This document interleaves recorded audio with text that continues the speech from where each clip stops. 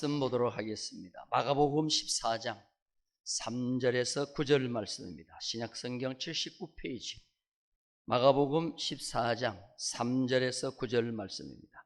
우리 다 같이 함께 읽도록 하겠습니다.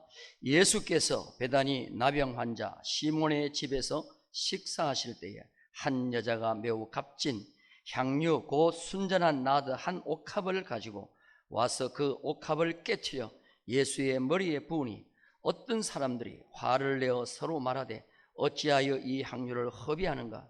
이 향유를 300데나리온 이상에 팔아 가난한 자들에게 줄 수 있었겠도다 하며 그 여자를 책망하는지라. 예수께서 이르시되 가만두라. 너희가 어찌하여 그를 괴롭게 하느냐? 그가 내게 좋은 일을 하였느니라. 가난한 자들은 항상 너희와 함께 있으니 아무 때라도 원하는 대로 도울 수 있거니와 나는 너희와 항상 함께 있지 아니하리라. 그는 힘을 다하여 내 몸에 향유를 부어 내 장례를 미리 준비하였느니라. 내가 진실로 너희에게 이르노니 온 천하에 어디서든지 복음이 전파되는 곳에는 이 여자가 행한 일도 말하여 그를 기억하리라 하시니라. 아멘. 우리 할렐루야 인사하실까요? 할렐루야, 할렐루야. 우리 좌우에 계시는 분에게 한번 인사합시다. 믿음이 제일입니다 하고 인사하겠습니다. 믿음이 제일입니다. 다시 한번 인사하는데요, 그런데 믿음은 모든 사람의 것이 아닙니다 하고 인사하겠습니다. 그런데 믿음은, 아이고, 모든 사람 다 가지고 있으면 그 믿음이 아니에요. 오늘 이 예배를 통하여 우리에게 믿음이 풍성하게 되는 역사가 있기를 주님의 이름으로 축원합니다.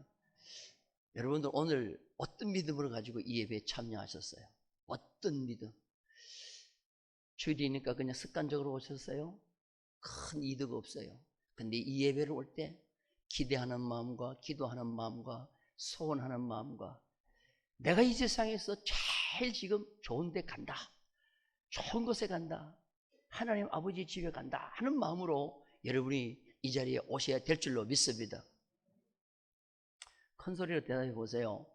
여자분들, 친정집 가는 게 좋아요? 교회 예배 드리러 오는 게 좋아요?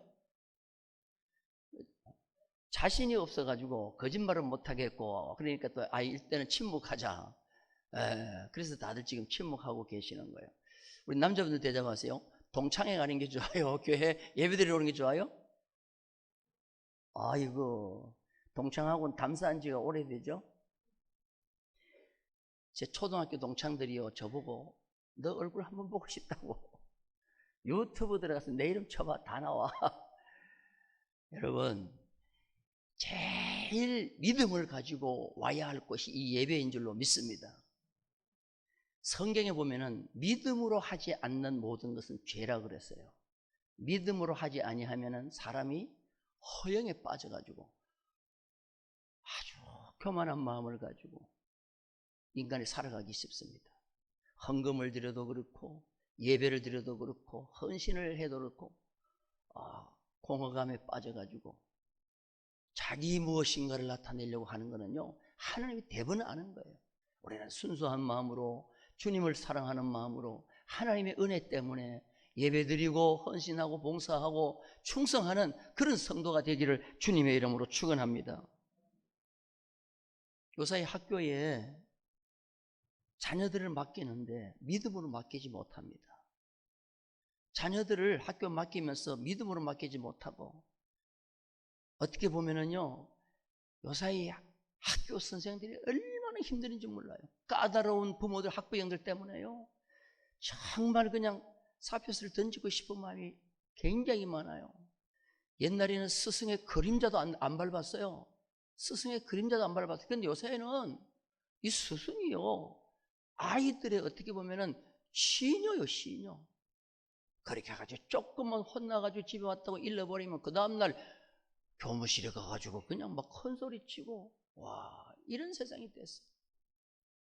조선 영조 때 이제라는 훌륭한 신하가 있었어요. 그 신하 같은 비결이 있어요. 이제는 어릴 때 아버지를 잃고 엄마 밑에서 자랍니다.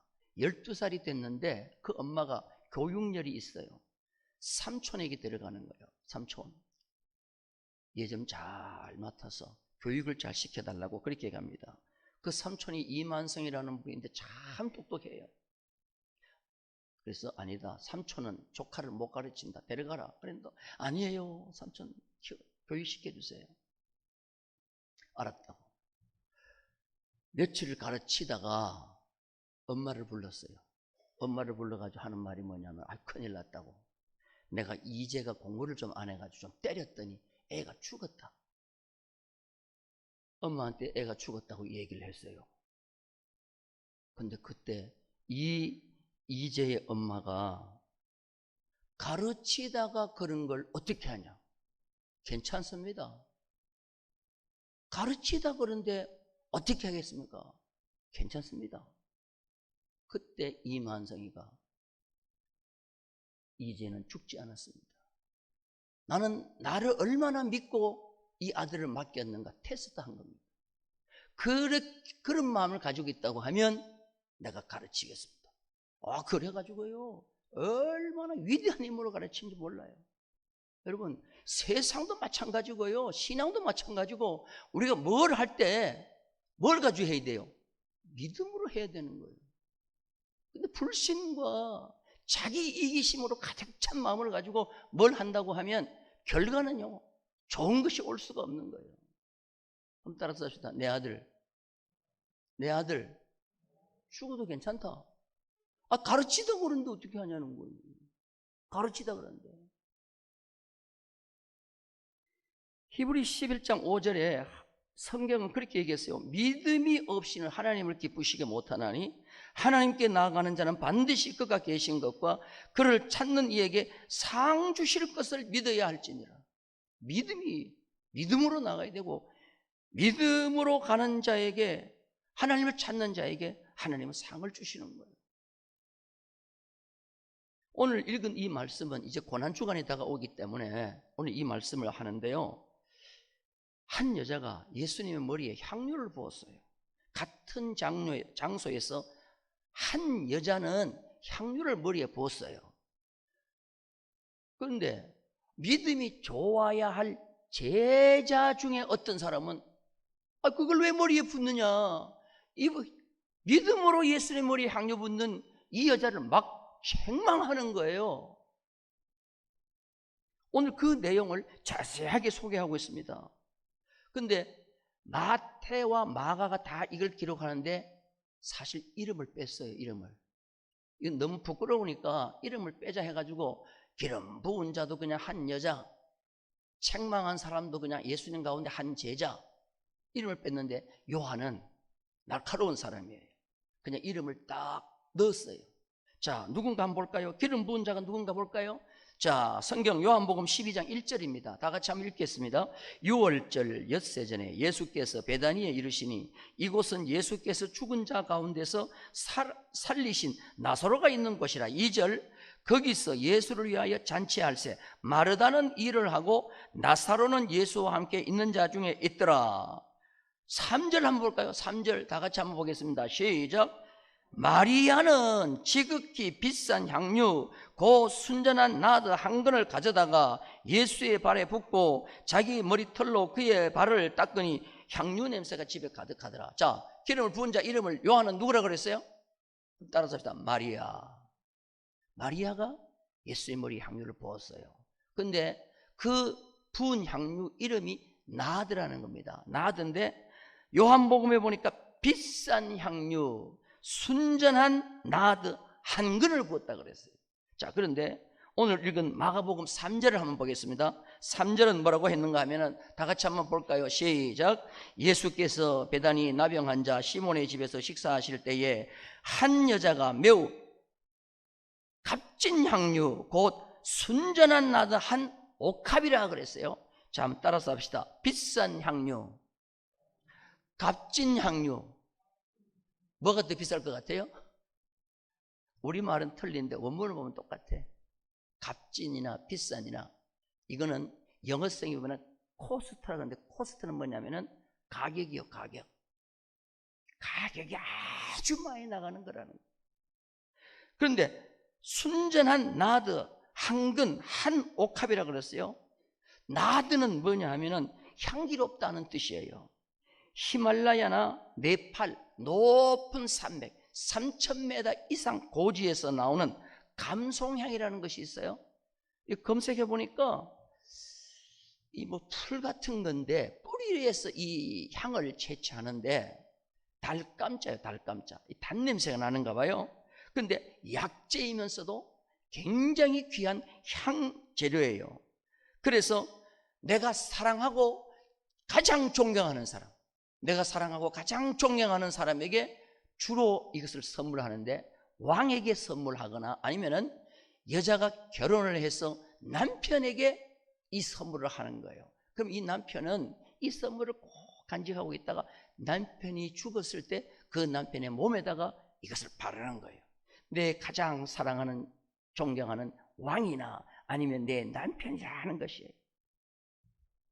신부가 신랑에게 드리는 최고의 선물이 뭐냐면은 이 나드예요. 그런데 이 옥합입니다. 이 한 근을 예수님에게 부은 거예요. 그런데 요한은 300데나리온 나간다고 가격을 분명히 얘기한 거예요. 300데나리온이 얼마일까요? 300데나리온 저는 그냥 한 3천만 원 정도라고 이렇게 생각하는데요. 쉽게 얘기하면 여러분들 오병이어의 기적의 역사 있죠. 오병이어 떡 5개로 5,000명을 먹었어요. 그때 예수님께서 제자들에게 얘기합니다. 이 5,000명을 너희들이 먹이라 그러니까 빌립이 아주 계산이 빠르거든요. 200데나리온의 돈이 있어도 이 5,000명 먹이기 힘들다, 그렇게 얘기해요. 200데나리온. 그러니까 200데나리온으로 5,000명을 먹일 수가 있어요. 그러면 300데나리온은 몇 명을 먹일 수 있을까요?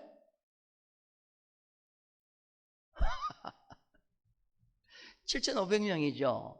근데 여러분들 그때 장정만 5천이라 그랬으니까, 장정만 5천이라 그랬으니까 막 애하고 어른하고 연세 드신 분들 다 하면 한 2만 명 정도 돼요. 여러분 이거요 굉장히 한 얼른 계산해도 한 1억 한 5천 정도 되는 건데, 이 값진 것을 예수님 머리에 부은 거예요. 왜 이것을 예수님에게 부었을까요? 오늘 성경 보면 이 마리아는 부자가 아니에요. 부자가 아니고 요한복음 11장에 보면은 1절에 어떤 병든 자가 있다고 소개합니다. 이는 마리아와 그 형제 마르다의 촌 베다니에 사는 나사로라. 그러니까 이 향유를 부은 마리아의 오빠를 소개하면서 병든 자라, 베다니에 있는데 병든 자라, 그 자가 누구냐? 나사로라, 그렇게 얘기합니다. 그리고 부모가 없어요. 고아들이에요. 그런데 고아인데 나사로는 병이 들었어요. 그럼 그 가정에 생계의 모든 것을 책임지고 있던 오빠가 병이 들었어요. 그럼 그 가정에는 고아인데 병까지 들었어요. 가정의 생계를 책임질 여자 둘만 남았어요. 베다니에서 제일 어려운 사람이에요. 제일 가난하고 앞이 막막한 사람이요. 그런 집에 이 높은 가격의 향유는 재산 목록 1호요. 이건 그 누구한테도 내놓을 수 없는 거예요.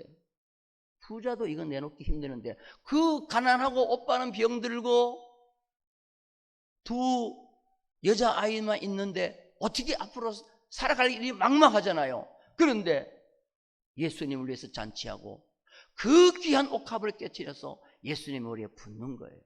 여러분, 이 마리아는 보통 믿음이 아니에요. 자, 우리 여자분 한번 대답해 보세요. 부모님 안 계셔.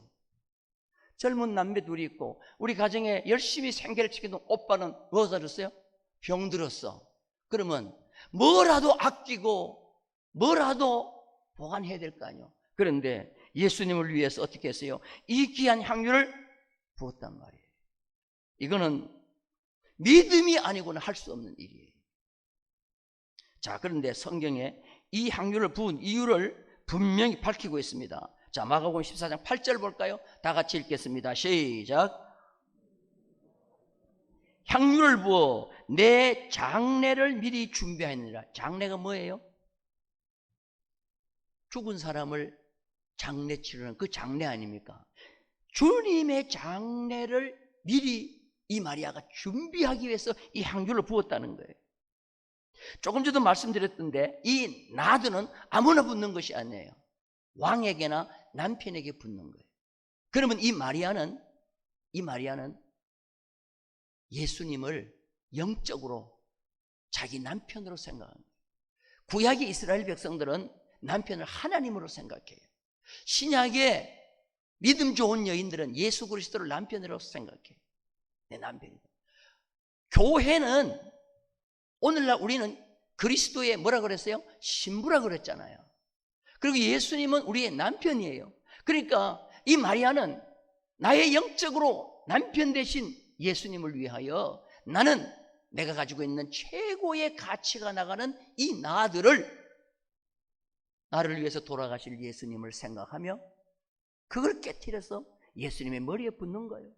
예수님이 돌아가신 뒤에 시체에 붙는 것보다도 살아계신 예수님이 계실 때 그 머리에 붙는 것이 더 가치가 있겠다 생각하고 어떻게 했어요? 예수님 머리에 붙는 거예요. 여러분, 예수님이 그때 나를 위해서 십자가 지시고 죽으신다는 것을 믿는다는 것, 이건 보통 믿음이 아니에요. 오늘 우리는 이미 벌써 과거에 예수님이 분명히 일어난 일이기 때문에, 십자가를 지고 일어난 일이기 때문에 우리는 그냥 믿어요. 그런데 앞으로 되어질 일을 놓고 믿는다는 것은요, 보통 믿음이 아니에요. 왜 이 보통 믿음이 아니냐는 것을 알 수 있느냐 하면은 예수님의 제자 베드로를 보면 알아요. 베드로가 마태복음 16장에 보면은 너는 나를 누구라고 하느냐 그럴 때 베드로가 예수님에게 뭐라고 그랬어요?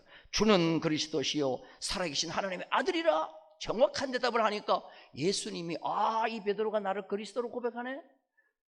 그러면 내가 이제 비밀을 얘기해야 되겠다 하고 베드로에게 뭐라고 해요? 내가 이제 예루살렘에 올라가면 대제사장들에게 고발을 당하고 이제 내가 십자가를 지고 내가 죽어야 된다. 내가 죽어야 된다 그랬어요. 그러니까 베드로가 그 말을 듣자마자 주님 무슨 말씀을 하십니까? 그런 일은 결코 예수님에게 일어날 수가 없습니다 하고 예수님을 막 붙잡은 거예요. 근데 예수님께서 뭐라고 그랬어요?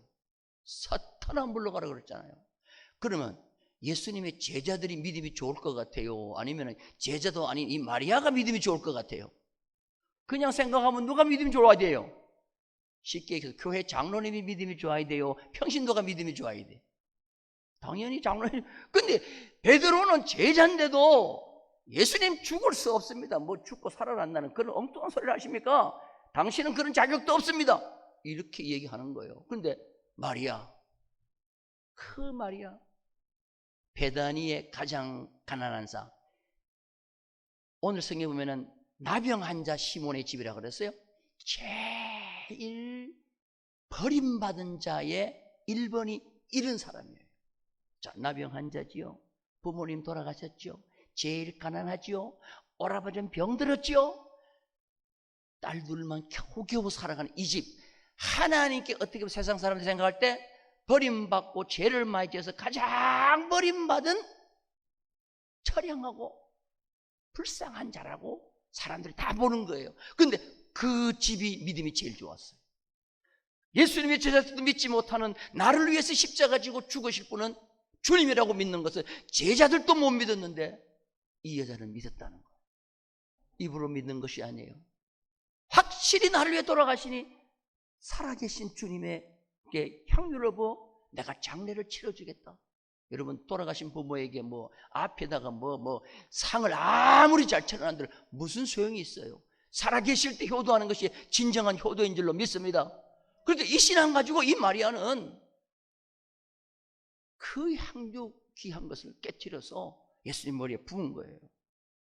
자, 그런데 똑같은 장소에서 마리아는 예수님에게 향유를 붓는데 이것을 잘못했다고 책망하는 제자들이 있었다니까요. 평신도가 그냥 막 책망했다고 하면 괜찮아요. 제자들이 그랬다는 거예요. 이게 얼마나 참 이 상반되는 일입니까? 그 중에 그 제자가 이 마가복음에는 이름을 안 밝혔는데 요한복음에 보면은 이름을 분명히 밝혀요. 그 제자가 누구냐 하면 누구죠? 그렇죠. 가룟 유다요. 가룟 유다가 뭐라고 한지 아세요? 이 값비싼 것을 팔아서 가난한 자들에게 주는 것이 더 좋은 일이라 그렇게 했어요. 가난한 자에게 팔아서 주는 것이 더 좋은 일이라. 여러분, 값비싼 것을 팔아가지고 가난한 자에게 구제하는 거, 이거 좋은 일이요 좋은 일 아니요? 구제하는 거니까 좋은 일이죠. 좋은 일이죠. 그런데 이런 생각을 하는 것을 무슨 생각이냐면, 따라서 합시다. 합리적 생각. 이건 합리적 이해라 그래요. 합리적 이해. 금요 영성기도회 때도 제가 말씀을 드렸어요. 합리적 이해. 그러니까 여러분들 이해는요, 이해가 있고 오해가 있어요. 오해는 이거는 영 다르게 이해하는 거예요. 다르게 알아듣는 거예요.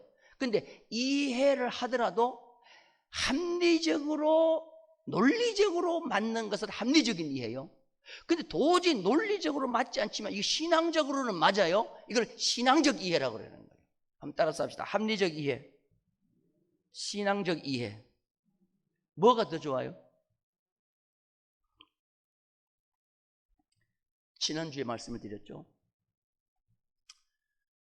우리가 새벽 시간에 지금 사무엘상을 공부하고 있는데, 사울 왕이 다윗을 잡으려고 십광야에 들어갔어요.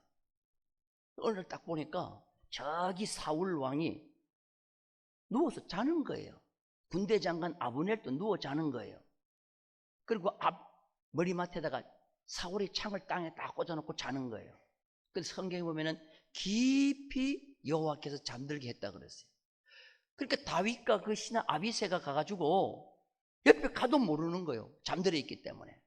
자, 자기를 죽이려고 하는 원수 사울이 깊이 잠들어 있고 그의 무기를 이마에 딱 꽂아놓고 잠들어 있어요. 자, 그때 아비새, 다윗의 신하 아비새가 다윗에게 뭐라고 하는지 아세요? 여호와께서 오늘 원수를 갚으라고 창을 이렇게 꽂아놓고 깊이 잠들게 했으니 오늘 저 창으로 원수를, 사울을 죽이라고 하나님이 했다고 죽이자 그래요. 근데 다윗은 뭐라 하는지 아세요? 아니다. 내가 왜 저 창을 뽑아 사울왕을 죽이냐? 기름 부음 받는 자를 내가 왜 해치느냐? 왜 피를 흘리느냐? 만약에 사울왕이 죽을 죄를 졌다고 하면 하나님이 저를 전쟁에 나가서 죽게 하거나 병이 걸려 죽게 하든지 하나님이 하실 것이다. 그러므로 나는 죽이지 않겠다. 자, 다윗은 이렇게 얘기한 거예요. 다윗이 그 환경을 이해하는 것은 신앙적 이해예요, 합리적 이해예요? 네? 확실해요? 그럼 아비새가 하나님이 이걸 원수 갚으라고 이렇게 자고 있다, 이거는 무슨 이해예요? 그러면 여러분들, 무엇이 더 설득력이 있어요? 사람들에게 무엇이 더 설득력이 있어요? 합리적인 이해가 확실히 설득성이 있습니다. 가룟 유다가 말한 게요, 확실히 합리적 이해가 설득력이 있습니다. 왜? 사람들은 모두가 다 사고가, 대부분의 사고가 무슨 사고에 익숙하냐 하면은, 그렇지, 합리적 사고에 익숙해. 그래서 내 속에 성령이 충만하지 아니하고 다윗처럼 하나님의 영으로 충만하지 아니하면은 모두가 다 상황 되어지는 일을 합리적으로 해석하다가 보니까 하나가 되지 않는 거예요. 하나님은 합리적인 사고 위에 뭘 있냐면은 신앙적 사고와 신앙적 이해와 신앙적 결단을 원하시는 거예요. 이해되시면 하면? 한마디로 말해서 내가 믿음이 없으면은 무슨 사고와 무슨 이해에 설득을 당하느냐? 합리적 이해에 다 설득당해요. 근데 내가 신앙이 있고 성령이 충만하다, 그러면 내가 무슨 이해가 내 속에 들어와요? 신앙적 이해가 내게 들어오는 거예요. 다시 말해서 예수님의 머리에 향유를 부은 것은 합리적 행위예요, 신앙적 행위예요? 신앙적 행위지. 가룟 유다가 얘기한 거는 구제했으면 좋겠다는 것은 신앙적 행위예요, 합리적 행위예요? 합리적 행위라는 거예요. 그럼 예수님은 누구를 칭찬했냐?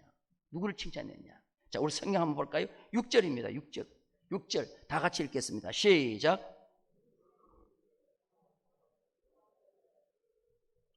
그가 내게 무슨 일을 했다고 했어요? 따라서 합시다. 좋은 일. 세상에는 좋은 일이 있고 옳은 일이 있어요. 따라서 합시다. 옳은 일. 가룟 유다가 이걸 팔아가지고 가난한 자를 줬으면 좋겠다. 이건 좋은 일이요, 옳은 일이요. 가룟 유다는 옳은 일이에요. 그건 당연히 옳은 일이에요. 맞는 일 말이에요. 그런데 예수님은 가룟 유다의 이 행위를 옳은 일을 했다 하지 않고 뭐요? 좋은 일을 했다 그랬어요. 내게, 주님에게 좋은 일을 했다. 좋은 일을 했다는 말이 칼론 에르곤이라는 말인데, 칼론 에르곤이라는 말은 가장 적절한 아름다운 조화 있는 행동을 했다는 말이에요. 조화 있는 행동이라는 게 뭐냐면은 그 때에, 그 타임에, 가장 그 환경에서 가장 적절한 일을 하는 것을 좋은 일, 칼론 에르곤이라는 말이에요. 다시 말해서 오늘 예수님이 며칠 안 있으면 십자가를 지고 돌아가시는 이 마당에 그 예수님을 위한 잔치 자리에서 구제를 하는 것도 좋지만 그것보다 더 좋아 있고 그 타임에 적절한 가장 좋은 일은 예수님의 머리에 뭐를 붓는 거요? 향유를 붓는 것이라는 거죠. 자, 여러분, 구제도 해야 돼, 안 해야 돼요? 그럼 왜 하필이면 예수님의 머리에 향유 안 붓고 왜 구제하려는 거야? 이거는 조화가 있는 행위요. 그 타임에 적절한 거요, 아니면 적절하지 않는 거요? 구제는 적절하지 않는 거죠. 그래서 히브리 문학에서 최상급 표현이 뭐냐 하면은, 최상급 표현이 조화로운 좋은 일, 그거를 가장 최상급의 표현으로 하는 거예요. 그 옳은 일을 위해 좋은 일이 있다, 이렇게 보는 거죠. 그래서 깊이 좀 이렇게 과연 좋은 일, 그 다음에 때에 맞는 일이 뭔가 좀 쉽게 성도들에게 이해를 시켜드리려고 좀 고민을 했는데, 잘 들어보세요. 사람이 항상 기뻐하라, 맞아요, 안 맞아요? 항상 기뻐하라, 맞아요, 안 맞아요? 항상 웃어야 되는 거 맞아요, 안 맞아요? 근데 초상집에 가서 웃어야 돼? 초상집에 가서 웃으면 그 사람이 뭐가 돼요? 미친 사람들 있지. 그건 조화가 맞는 웃음이요, 조화가 맞지 않는 웃음이요. 그렇죠. 웃는 건 옳은 일이요. 그런데 초상집에 가서 웃는 거는 안 좋은 일이요. 옳지 않은 거예요. 이 좋다는 말이 뭐냐 하면은 정말 그 타이밍과 그 시간에 최고 적절하고 조화 있는 일이 뭐예요? 좋은 일이라는 거예요. 이해되시면 아멘? 제가 어릴 때 그렇게 딱 이해를 하다 보니까, 제가 어릴 때 학교만 갔다 오면은 부모님이 일을 시켜요. 그래서 이 모내기 철이 되면은 그 하루가 참 중요해요. 여러분, 모내기 해보셨어요? 아, 그래요? 통영에 계신 분들은 뭐 맨날 뭐 물고기나 잡았지 뭐 이게 논이 없어서 모내기 잘 몰라요. 이 모를 심어보면요, 진짜 한 시간이 중요하다는 게 뭐냐면 5, 6월 떼약빛이 무섭다 그러죠. 5, 6월 떼약빛이 무섭다는 말이 뭐냐면 한 시간 더 햇빛 받은 거하고 한 시간 더 햇빛 못 본 게 달라요. 산꼭대기에 올라가가지고 저 들판을 보잖아요. 보다 보면은 파란 모가 가다가 한 줄 사이인데 약간 노래. 아버지, 저기 왜 달라요? 그러면 파란 거는 오전에 심은 거고, 점심 먹고 한잠 자고 심은 오후에 심은 거는 노랗다는 거예요. 따라서 합시다. 5, 6월 떼약빛이 한 시간이 무서워요. 근데 여러분, 나이 차이 많이 나는 사람 보고 자꾸 덤벼들면 이 자식이요, 5, 6월 떼약빛이 무서운데 까불고 있어, 이 말이 그 말이요. 그러면은 그때는 타임을 하루를 놓쳐버리면 안 되거든요. 가을에 이 볕이 알수가 달라져요. 한 시간에 달라진단 말이요. 공출 가만히 수가 달라진다니까. 그러니까 그때는 막 온 동네 사람들이 모를 심어. 준나나 뭐 심으러 가자 그러면요, 내가 항상 하는 말이 있어. 아버지, 공부해야 돼요. 공부하는 거 좋은 거예요, 나쁜 거예요? 아버지, 내 도둑질 하러 가요 그러지 않아요. 나 좋은 일 공부하러 가요. 그러면 아버지가 꼭 하는 말이 있어요. 저는 뭐 무슨 일만 시키면 공부한대. 그러면 이게 아버지가 일하러 가자는데 내가 공부한다는 말은 좋아 있는 말이요, 아니면 내 이기적인 말이요? 가룟 유다가 그런 놈이었다니까. 가룟 유다가 구제를 핑계 삼아 예수님에게 가장 그 타임에 필요한 기름을 붓는데 잘못했다고 얘기하는 거란 말이에요. 그러니까 예수님께서 요한복음에 보면 가룟 유다를 뭐라 그랬어요? 저는 뭐라? 도적이라. 하나님의 돈깨를 맞고 거기 있는 걸 훔쳐가는 놈이라. 그러면서 예수님은 그런 얘기했어요. 구제는 언제든지 할 수 있는 일이다. 구제는 따라잡다. 구제는 하고 싶을 때 언제든지 할 수 있다. 근데 예수님의 장례는, 죽으시면 그때 놓쳐버리면 끝나는 거지. 자, 우리 성경 한번 볼까요? 자, 신명기 15장을 한번 보십시다. 신명기 15장 11절 다 같이 읽겠습니다. 시작. 그치지 아니하겠으므로 내가 내게 명령하노니 너는 반드시 내 땅 안에 내 형제 중 곤란한 자와 궁핍한 자에게 내 손을 모여. 그러면 언제든지 해야 되는 건 뭐요?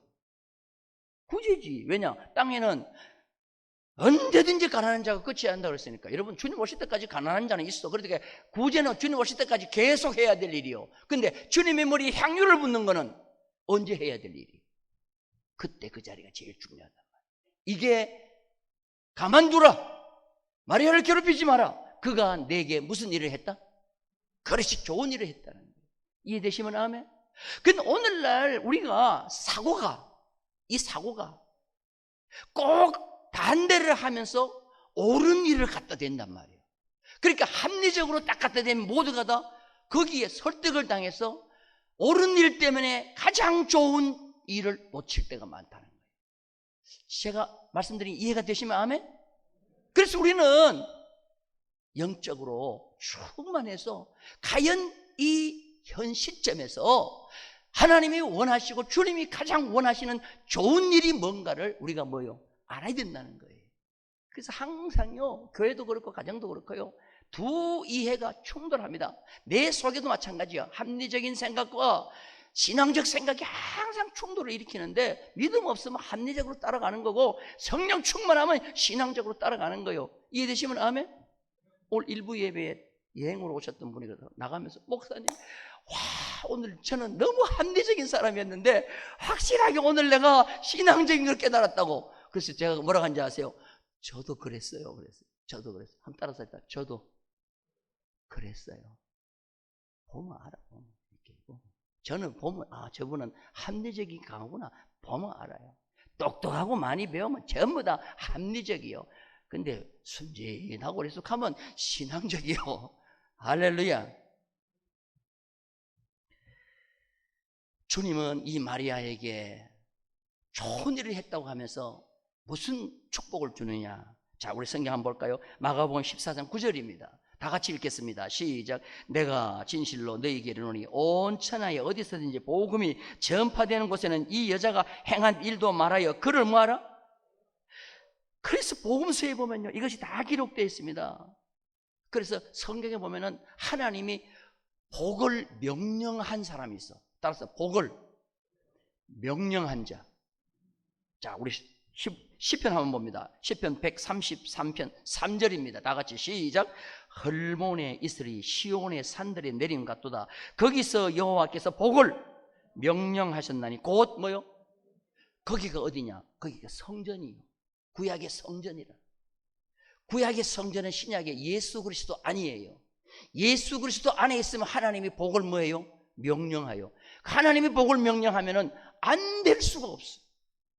믿으시면 아멘? 오늘 마리아는요, 예수 그리스도 안에 싹 들어간 사람이요. 내 인생의 가장 귀한 것, 나를 위해 죽으시는 예수님을 위해서 내가 드리겠다.